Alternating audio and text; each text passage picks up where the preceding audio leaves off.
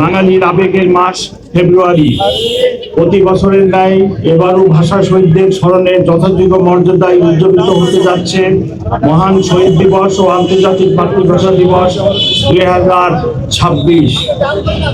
কেন্দ্রীয় শহীদ মিনারে মহান ভাষা শহীদদের প্রতি শ্রদ্ধা জ্ঞাপন করবেন মহামান্য রাষ্ট্রপতি, মাননীয় প্রধানমন্ত্রী ও রাষ্ট্রের গুরুত্বপূর্ণ ব্যক্তিবর্গ।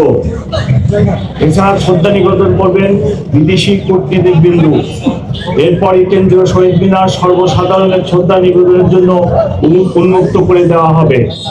প্রিয় সাংবাদিক বৃন্দ, মহান শহীদ দিবসে ভাষা শহীদদের প্রতি শ্রদ্ধা জানাতে কেন্দ্রীয় শহীদ মিনারে ব্যাপক লোক সমাগম হবে।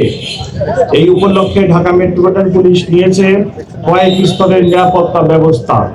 পুলিশের পাশাপাশি অন্যান্য আইন শৃঙ্খলা বাহিনীর সাথে মোতায়েন থাকবে পর্যাপ্ত সংখ্যক স্বেচ্ছাসেবক।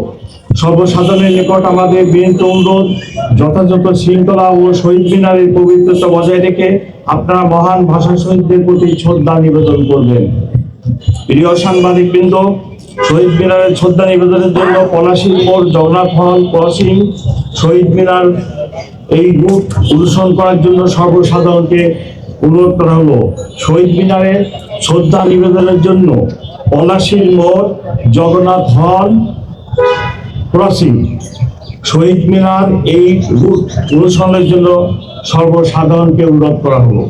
এর বাইরে অন্য কোনো রাস্তা দিয়ে শহীদ মিনারে প্রবেশ করা যাবে না। শৃঙ্খলা ও নিরাপত্তার স্বার্থে এটি সবাইকে মেনে চলতে হবে।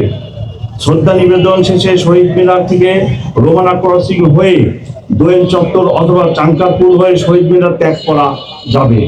মহামান্য রাষ্ট্রপতি, মাননীয় প্রধানমন্ত্রী ও রাষ্ট্রের গুরুত্বপূর্ণ ব্যক্তিবর্গের শ্রদ্ধা নিবেদন রাত আনুমানিক 12:40 দিকে শহীদ মিনার সর্বসাধারণের জন্য উন্মুক্ত করে দেওয়া হবে। কয়েকদিন পূর্বেই অনুষ্ঠিত হয়ে গেল ত্রয়োদশ জাতীয় সংসদ নির্বাচন। আপনারা দেখেছেন অত্যন্ত সুন্দর এবং সুশৃঙ্খল পরিবেশে জনগণ ভোট কেন্দ্রে এসে ভোটাধিকার প্রয়োগ করেছেন। কোথাও কোনো নিরাপত্তা সংখ্যা ছিল না। অমর 21-এর অনুষ্ঠানেও কোনো নিরাপত্তা সংখ্যা নেই। তথাপি আমাদের নিয়মিত মোতায়েনের পাশাপাশি সোয়াট, dog squad, bomb disposal team, crime scene unit সার্বক্ষণিক প্রস্তুত থাকবে। এছাড়া গোয়েন্দা নজরদারি সহ সাইবার মনিটরিংও জোরদার করা হবে।